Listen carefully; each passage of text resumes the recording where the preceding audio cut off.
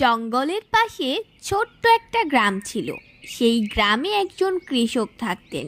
সে বিভিন্ন ধরনের ফসল ফলাতেন এবং হাঁস মুরগির খামার করে নিজের জীবিকা নির্বাহ করতেন। গ্রামের পাশের জঙ্গলটিতেই থাকতো দুষ্ট একটা শিয়াল। ওই শিয়ালটি প্রতিদিন ওই কৃষকের খামারের দিকে নজর দিত। কি নাদুস নদুস হাঁস, আহা দেখেই জিভটা লক লক করছে। একটা হাঁস যদি খেতে পারতাম, এই জীবনে মনের আশাটা পূর্ণ হতো গো। আহা দেখে যেন চোখের শান্তি, আর ভয় পাবো না।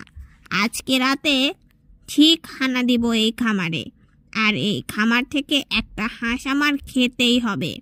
কৃষক আর তার গিন্নি যখন ঘুমিয়ে পড়বে, চুপি চুপি এসে খপ করে একটা হাঁস আমি ধরবই আজ। যেই ভাবা সেই কাজ। দুষ্টু শিয়াল রাতে যখন কৃষক আর তার বউ ঘুমিয়ে গেল, তখন এসে খপাত করে একটা হাঁস চুরি করে নিয়ে পালিয়ে গেল। আহা গো কি মজার হাঁসটা! এতদিন কেন যে ভয়ে ভয়ে ছিলাম।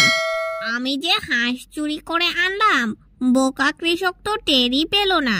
আমি কাল আবার যাব। আহা প্রতিদিন এমন রাজভোগ খেতে পেলে আমার নাদুস নুদুস হয়ে উঠতে আর বেশি সময় লাগবে না।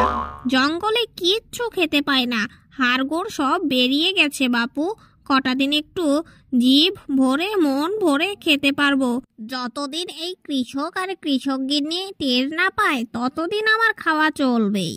এভাবে পরপর 4-5 দিন 4-5টা হাঁস খেয়ে ফেললো দুষ্টু শিয়াল। একদিন সকালবেলা কৃষক তার গিন্নিকে ডেকে বলল, গিন্নি তুমি কি একটা জিনিস খেয়াল করেছো? আমাদের প্রত্যেক দিন কিন্তু হাঁস কমে যাচ্ছে। আজকে রাতে পাহারা দিতে হবে।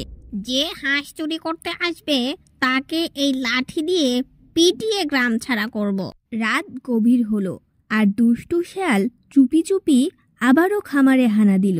যেই না একটি হাঁস ধরতে গেল, খামারের দরজার সাথে পা গেল আটকে। আর অমনি চাষি আর চাষির বউ এসে বেদম পিটাতে লাগলো। শিয়াল কোনো মতে জান নিয়ে সেখান থেকে পালিয়ে গেল। বেশি লোভ করা কখনোই উচিত নয়। শিয়াল যদি একটা হাঁস খেয়ে থেমে যেত, তাহলে তার আজ এই পরিণতি হতো না। ছোট্ট বন্ধুরা, আমাদের আজকের গল্পটি তোমাদের কেমন লাগলো অবশ্যই কমেন্ট করে জানিও। ভিডিওটি ভালো লেগে থাকলে একটা লাইক দিয়ে চ্যানেলটি সাবস্ক্রাইব করো কিন্তু। ধন্যবাদ।